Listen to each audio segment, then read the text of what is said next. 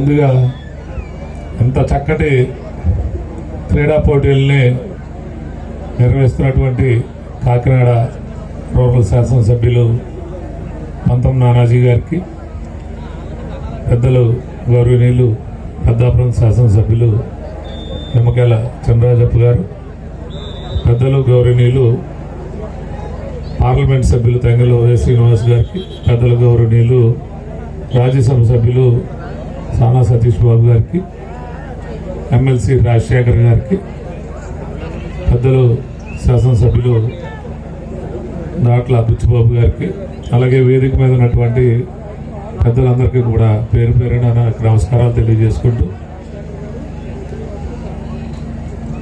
మరి ఇది కాకినాడలో మరి నానాజీ గారు ఏ యాక్టివిటీ తీసుకున్నా,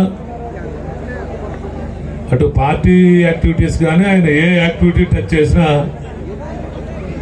దాన్ని సక్సెస్ఫుల్గా చేయడం నానాజీ గారి దగ్గర ఉన్నటువంటి పట్టుదలతో చేస్తారు. ఏ కార్యక్రమం చేయాలి, చిన్న కార్యక్రమం పెద్ద కార్యక్రమం అని కాదు, మరి బ్రహ్మాండంగా యువతను ప్రోత్సహించాలనేటువంటి ఉద్దేశంతో మరి కబడ్డీ టోర్నమెంట్ పెట్టడం, మన పెద్దలందరూ చెప్పినట్టు ప్రతిభలందరూ ఇప్పుడు ఈరోజు ఇది 12వ అంతర్ జిల్లాల రాష్ట్ర స్థాయి పోటీలు నిర్వహిస్తూ ఉన్నారు.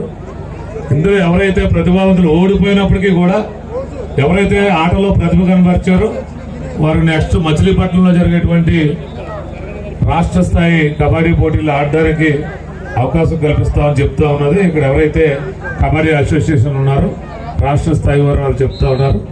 చాలా సంతోషం. అలాగే పెద్దలు అందరూ ఉన్నారు, ఇక్కడ శాసనసభ్యులు ఉన్నారు, పార్లమెంట్ సభ్యులు ఉన్నారు.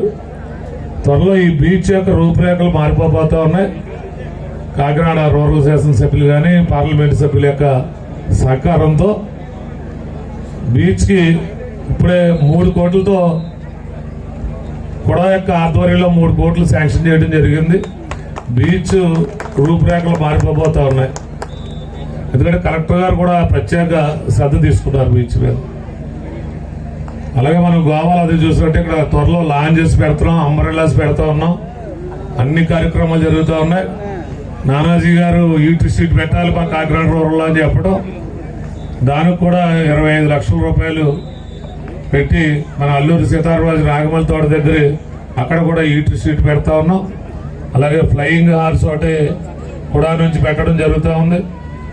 రాజమండ్రిలో ఉన్నట్టు అలాగే సాసర్ టీ కప్ నుంచి వాటర్ ఇవన్నీ కూడా మోడరేట్గా చెయ్యాలి, నగరాన్ని అభివృద్ధి చేయాలనేటువంటి ఉద్దేశంతో కూడా నుంచి కూడా అన్ని రకాల కార్యక్రమాలు జరుగుతూ ఉన్నాయి.